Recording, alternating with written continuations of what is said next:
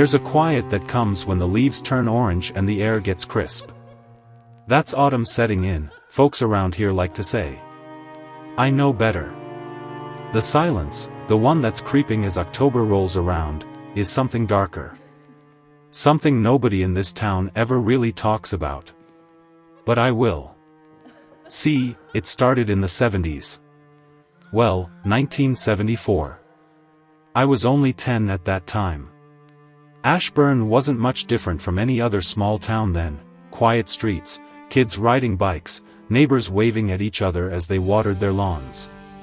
We had a corner store, a diner that served the best cherry pie, and every year around October, old Mr. Caldwell set up his pumpkin stand on the outskirts of town. He grew the biggest, roundest pumpkins you'd ever seen.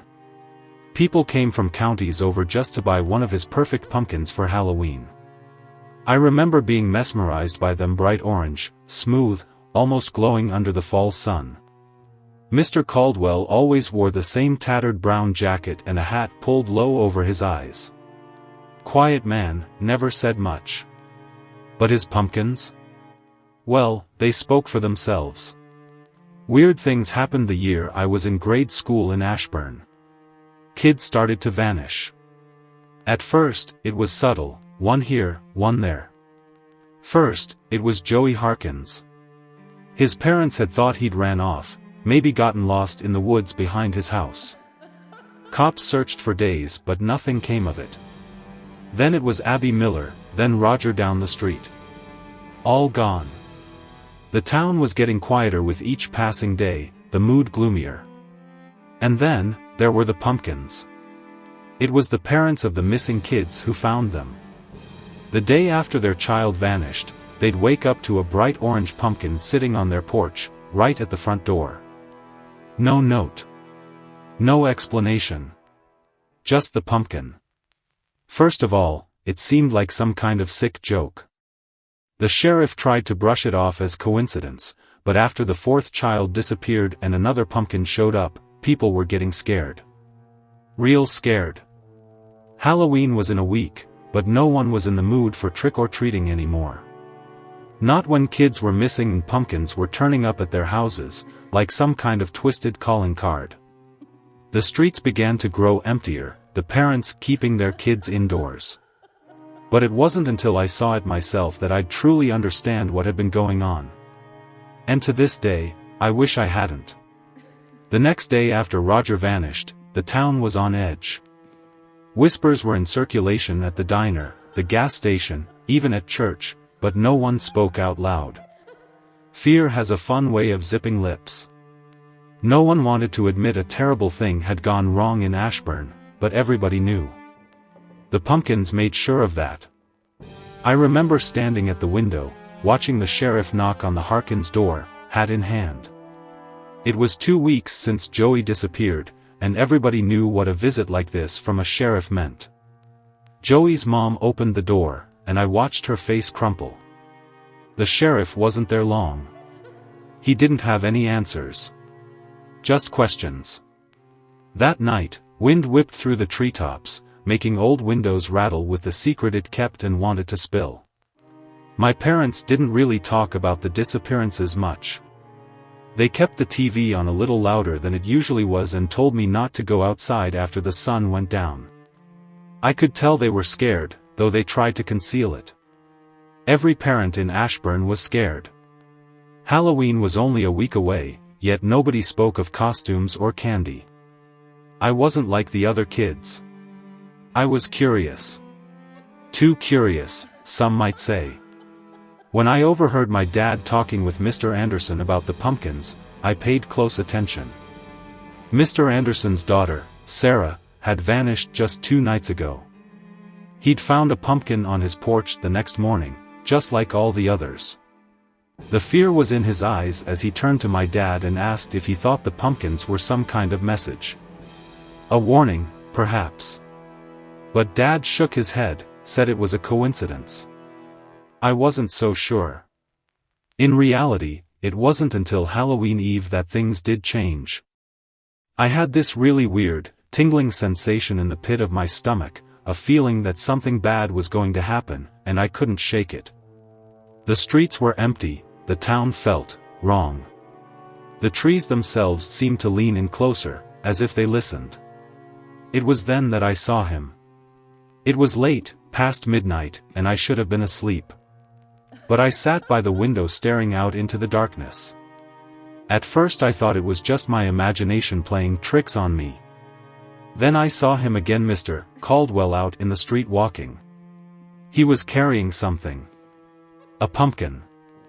I watched as he walked up to the miller's house. Abby Miller had disappeared only days before and set the pumpkin right on their doorstep.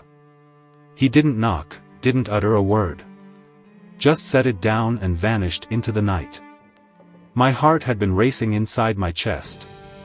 I didn't know what to do, but there was one thing that was definite: Mr. Caldwell had something to do with all of this somehow. I can feel that in my bones. The next morning, Halloween morning, I tried telling my parents about this. They just brushed it off and told me I must have been dreaming. But I knew I wasn't. I knew what I saw. That night, the whole town stayed indoors. No trick-or-treaters, no Halloween parties. Just silence. Except for me. Because I had a plan. Halloween night, and the town was quieter than I had ever seen. Every house had its lights off, the curtains drawn tightly shut as if trying to keep the night out in hopes that whatever was happening would pass them by. But I couldn't just sit there, not after what I'd seen. I knew something was wrong, and somehow, I knew Mr. Caldwell had something to do with it. My parents thought I was in bed. Downstairs, I could hear them talking in low voices, presumably about the missing kids. I slipped on my jacket and snuck out the back. Night air was cold and heavy, that type of cold seeping deep into your bones. Wind whispered through the trees, carrying the scent of damp leaves and something else, something rotten. The streets were deserted, not a single jack-o'-lantern flickering on porches. Normally, Halloween night would have been abuzz with kids running from house to house, laughing, bags full of candy. Not this year, though. This year, there was only fear. I stayed in the shadows, and my heart beating as I approached Mr. Caldwell's pumpkin patch. His farm was on the other side of town, just beyond the old railroad tracks. It wasn't far, but the feeling of miles seemed endless. Every creak of a tree branch, every rustle of leaves made me jump. But I couldn't turn back. Not now. And then, there it was, the pumpkin patch. There it lay, row upon perfect, round row of glowing pumpkins, in the very dim light of the crescent moon. It almost looked peaceful, like a picture on a postcard. But I knew better. Something wasn't right with those pumpkins. I could feel it in the way they seemed to watch me, even as I drew closer. I ducked behind a tree, my breath catching in my throat as I saw him, Mr. Caldwell, who stood in the middle of the field hunched over and working on something. I squinted through the dark and tried to get a better look, but it wasn't until he moved that I saw what he was doing. He was carving a face into one of the pumpkins. Not like the ones we used to carve happy, goofy faces. No, this was different. It was twisted. The eyes were narrow and angry, the mouth a wide, jagged grin. He worked slowly, methodically, like he'd done this 1,000 times before. And then, as he carved, he began to hum. A slow, eerie tune that carried through the night air and caused the hair at the nape of my neck to rise. I watched, paralyzed, as he finished with the pumpkin and set it aside. Then, he reached down into a sack beside him and pulled out another. But this wasn't a pumpkin. It was a doll. A giant, floppy doll, its arms limp as he lifted it up. Yet something was off. The doll's face, it wasn't just stitched fabric. It was too real. Too lifelike. My stomach did a flip as the realization hit me like a jackhammer. It wasn't a doll. It was a child, or at least, what was left of one. I stumbled back, my heart racing, trying to make sense of what I was seeing. The missing kids, they weren't just taken. He was turning them into something. Into Halloween dolls. Decorations. I hadn't meant to make a sound, but in my frenzy I stepped on a branch. It crackled through the dead night, and Mr. Caldwell's head jerked up. For a moment, he just stood there, his eyes working their way around the darkness. Then he smiled the same twisted grin as the one he'd carved into the pumpkin. "Well, well," he said in an undertone over the pumpkin field. "Looks like we's got us a little visitor." I wheeled and ran. My legs were aflame as I tore across the field, pumpkins blurring around me, but I couldn't stop. I didn't dare look back. The crunching of Mr. Caldwell's boots through dry grass followed me like a shadow, closer with every second. "You can't hide, boy," his voice called out behind me, calm, almost playful. "There's nowhere to go." My mind was racing, heart pounding in my ears.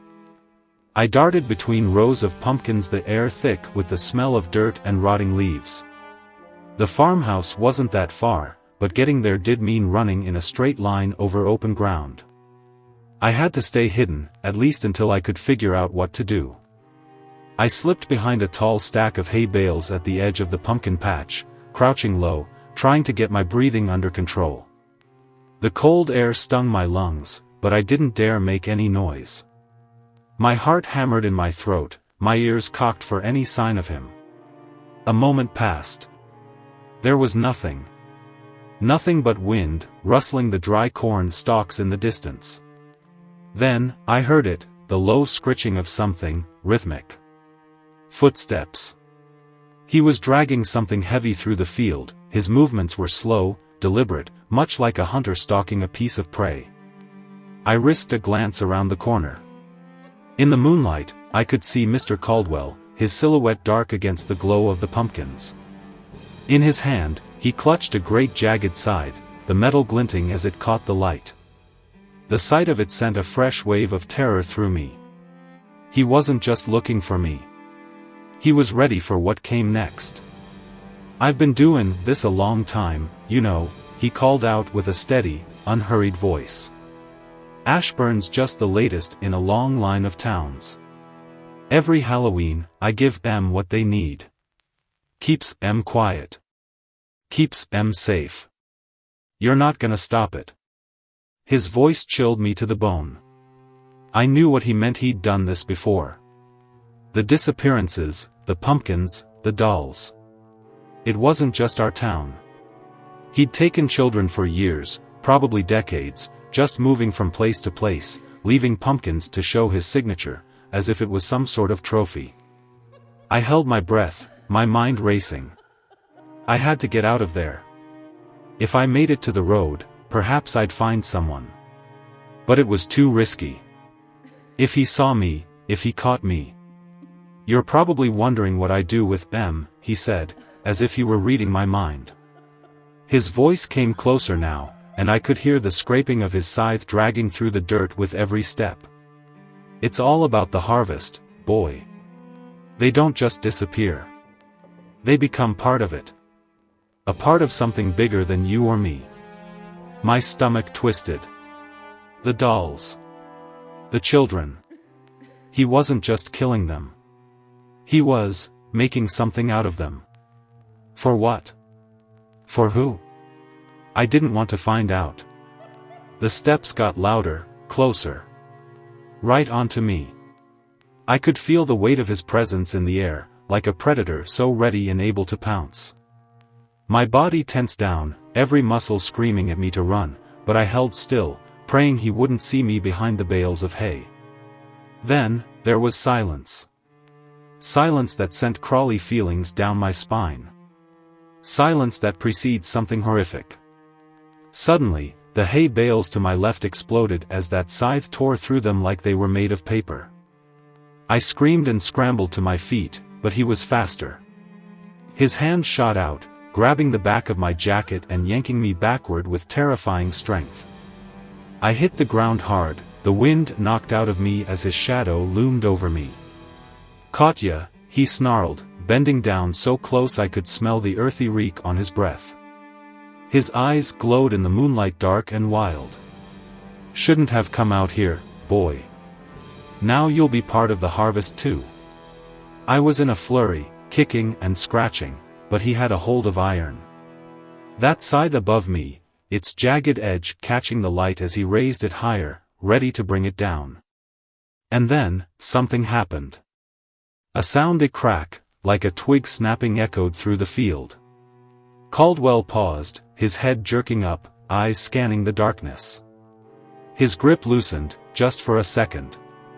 It was all I needed. I kicked hard, wrenching myself free from his grasp. My chest screamed in pain as I bolted, but adrenaline kept me going. Behind me, Caldwell cursed, the scrape of his scythe sharp against the dirt as he gave chase. But I didn't look back. I ran for the break in the fence, at the far edge of the field that was wide enough for me to squeeze through. I ran harder, my legs on fire, breath coming raggedly.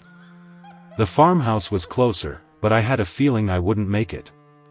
The last thing I heard before I reached the fence was his voice, low and menacing, floating through the night air. "You can run, boy. But Halloween's far from over." I barely fitted through the gap in the fence before landing on the dirt road, shaking all over from exhaustion and fear. I had superficial scrapes on my hands and bruised knees, but I was alive. For now. The old barn was in front of me, the weathered wood groaning with every wind gust as if it was a warning. It was a part of Caldwell's farm, but right at this moment, it was my only hope. Maybe I could hide in there and buy some time to figure out my next step. I didn't dare turn around. I was able to hear Caldwell continuing his search for me through the pumpkin field, heavy footsteps, the scrape of his scythe slicing through the silence. My heart pounded against my chest as I crawled towards the barn, every nerve in my body screaming to move faster to find shelter. The barn doors were open, but open just enough for me to slip inside. It smelled musty inside, thick with the scent of hay and wet wood. I held my breath and listened. Outside, the night was silent once more, but I knew he was out there, somewhere. I just didn't know how much longer I had before he found me. I leaned back against a wooden post and tried to catch my breath. It was an enormous barn with farm machinery all over the place, old stuff that no one had touched in years. I wanted to be silent, but inside, my mind was swarming with visions of the distorted pumpkins and the dolls. What was Caldwell up to? Why the children? Why the pumpkins? I swiped my brow, took a deep breath. I couldn't stay here long. I had to keep going. I looked about me, my eyes growing accustomed to the half-light that filtered through the cracks in the walls. Then, for the first time, I noticed something strange. In the far corner of the barn, a door, veiled behind a stack of hay bales. Not a regular door, this one was in the floor. A trapdoor. Curiosity won out. My legs ached from running, but I willfully pushed myself up and crossed the barn, careful to make no sound. The trapdoor was ancient, the wood worn and splintered, but there was a heavy padlock hanging from it, rusted and ancient. Why would he lock it? I crouched low, peering closely at the padlock. It certainly had not been opened in many years. Yet, something was wrong with it, something about the way that surrounding wood was scratched and chipped, like someone had tried to pry it open before. I looked back at the barn doors, my stomach churning.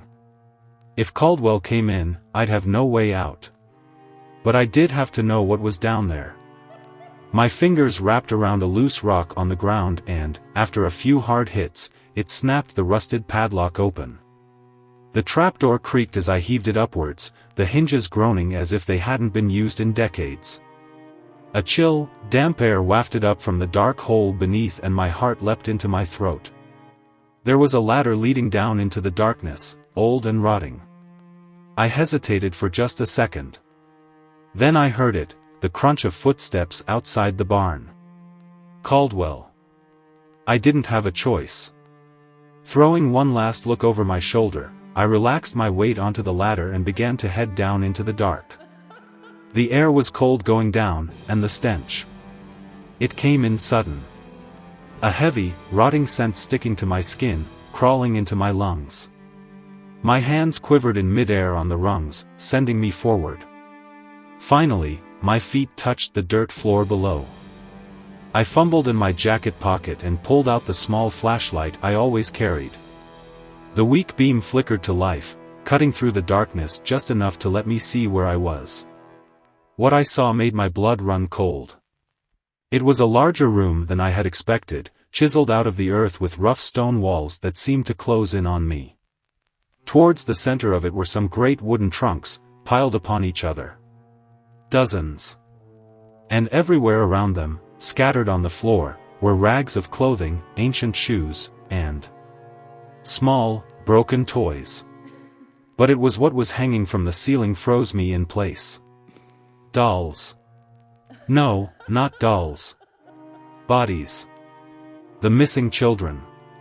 They were hanging by ropes, suspended from the beams above, their faces pale and twisted into unnatural expressions.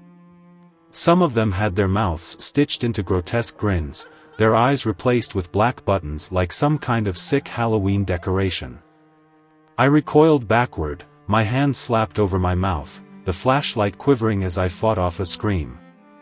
This was where they would end up. This was what Caldwell had done to them.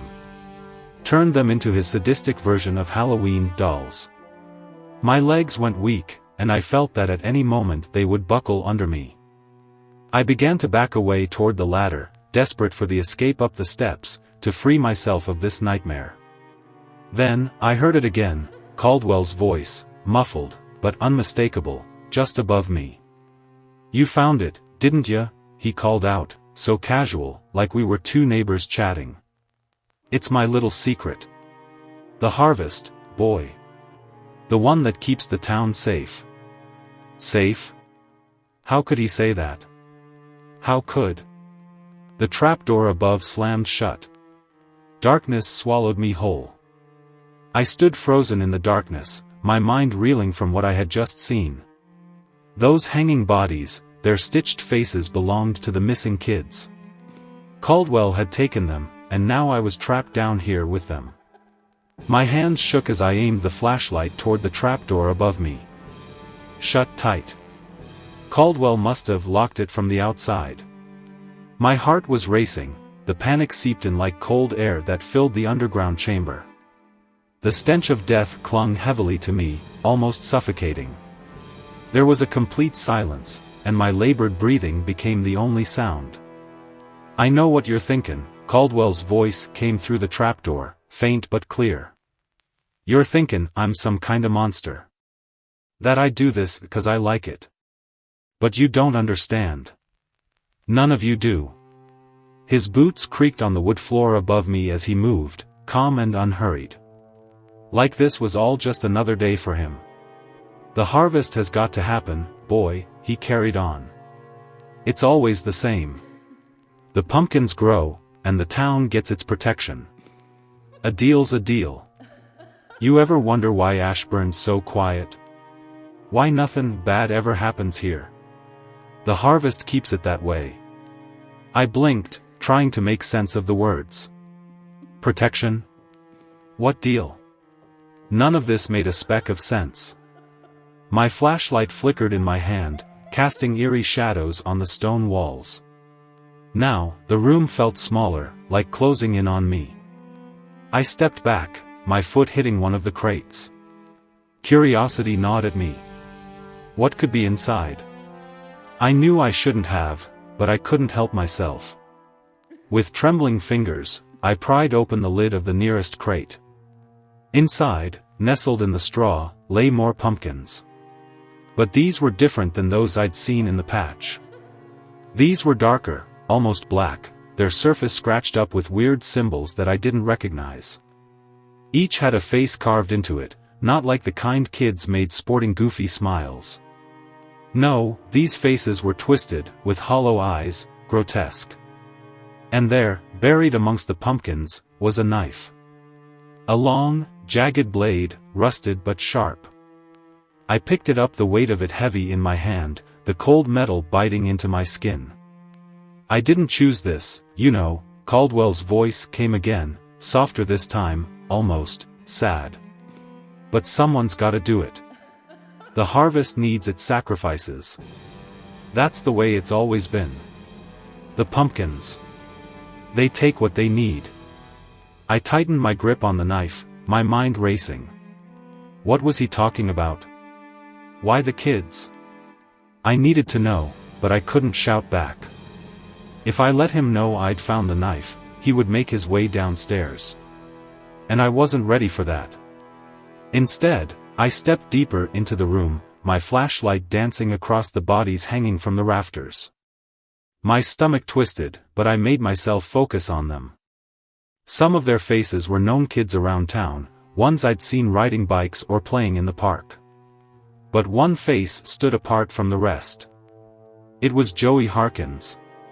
His face was pale, lifeless, but his eyes, those black button eyes, stared blankly ahead, his stitched grin mocking me from the shadows. Joey had been the first to disappear, and now I understood why. He had been the first part of Caldwell's harvest. But why? Why did Caldwell believe this? And what was this curse he was talking about? I wasn't always alone, Caldwell said, continuing with a bitterness in his tone that crawled my skin. There used to be more of us. Keepers of the harvest. We made sure the pumpkins grew, kept the town safe from worse things. I shuddered, not wanting to imagine what could possibly be worse than this.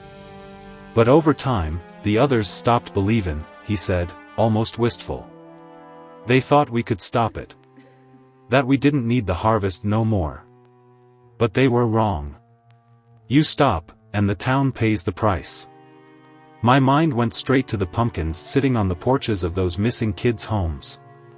More than a sick joke, they were part of the ritual, part of this twisted deal Caldwell had struck. But who made this deal with him? I didn't have time to think. The trapdoor above me groaned once more, and Caldwell's heavy boots clambered down the ladder. My heart was pounding in my chest as I pressed myself against the stone wall, knife clenched in my hand. The flashlight flickered once and then went out completely. I was plunged into total darkness. You're wondering what happens next, aren't ya? Caldwell's voice was closer now, only feet away. I could hear him moving through the room, his breathing slow and even. You're wondering if you'll be part of the harvest, too. I bit my breath back, every fiber of my body screaming for me to turn and run, but there was nowhere to go. The room was small, its walls closing in, the bodies hanging from the rafters swaying slightly in the cold air. I'll let you in on a little secret, boy, he said, his voice low, dangerous. You're already part of it. You've been part of it since the moment you came to this town. The harvest chose you. My mind whirled over what he was saying. Chose me? How? Why? I felt the cold steel of the scythe brush against my arm and froze.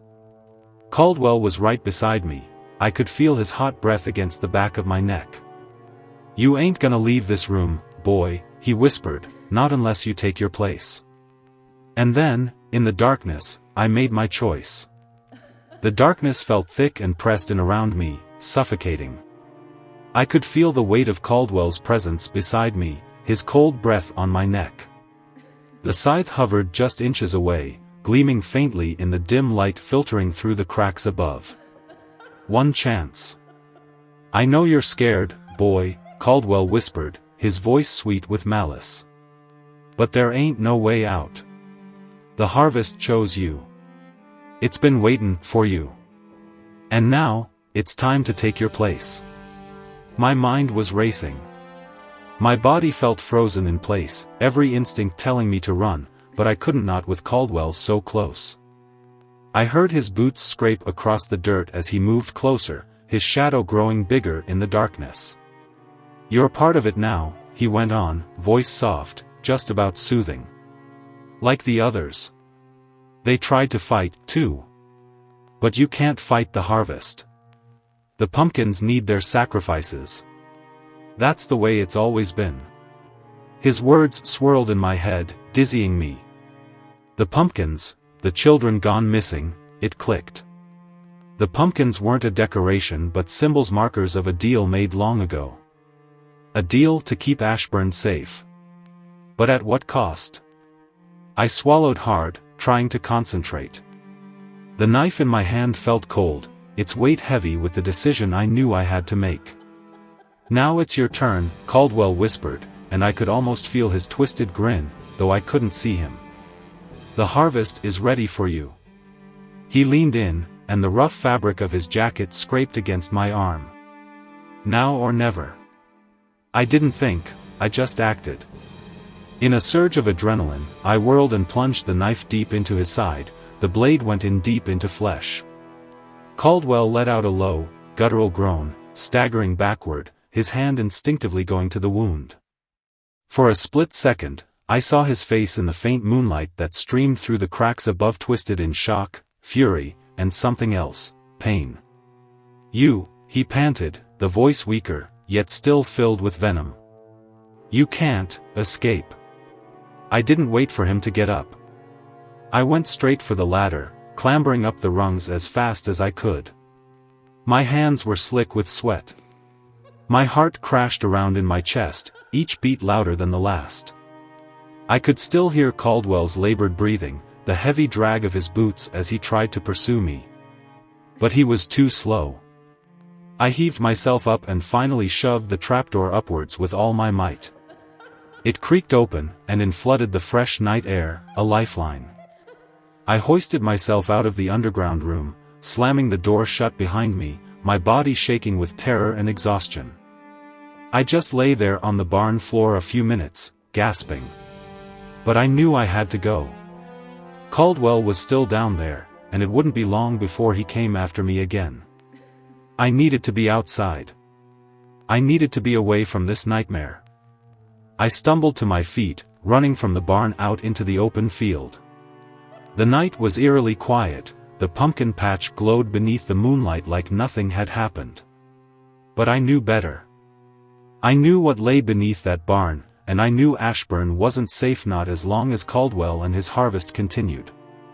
I reached the edge of the field, my legs burning, my lungs aching with every breath. And that's when I saw them headlights, coming down the dirt road. The sheriff's car. I waved my arms, yelling for help, and it screeched to a stop in front of me.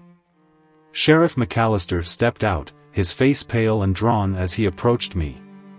"Boy, what in God's name happened to you?" he asked, his voice thick with concern. I could barely get the words out. "It's Caldwell," I gasped. He's the one. The kids. He took them. He's turning them into something." The sheriff's face clouded. "Get in the car," he said. "Now." We drove back to the farm, the sheriff clutching at the wheel, knuckles white. I could see the fear in his eyes, the same fear that had been there, and indeed in everyone's eyes for weeks. The truth had been right there all along, but no one wanted to see it. We arrived, the barn was quiet. The trapdoor closed, there was no Caldwell. Sheriff McAllister ordered backup, and within minutes the place was swarmed with deputies. They went in, breaking open the trapdoor, heading down into the chamber below. But Caldwell was gone. The bodies of the missing kids were found, lifeless, hollow, the very things that Caldwell had been turning them into this Halloween. Even the sheriff couldn't explain it, words failed to come out. The town was in shock. But that still wasn't the worst of it. It wasn't until a few days had gone by and things had finally begun to settle down that I was home, trying to forget it all. I hadn't slept much since that night. Every time I closed my eyes, I saw those pumpkins, those faces. Then, one morning, there it was. A pumpkin. Sitting on my front porch. Bright orange with a twisted, jagged grin carved into it. I stared at it for a long time, my heart sinking, the terror flooding back. Because I knew, Caldwell wasn't finished. The harvest wasn't over. And somehow, I was still part of it. The next day, we moved out of Ashburn. My parents thought that was the right thing to do. They would never know the truth about what I'd seen, what I'd survived. I did. You see, I was that boy, the one who ran, the one who escaped.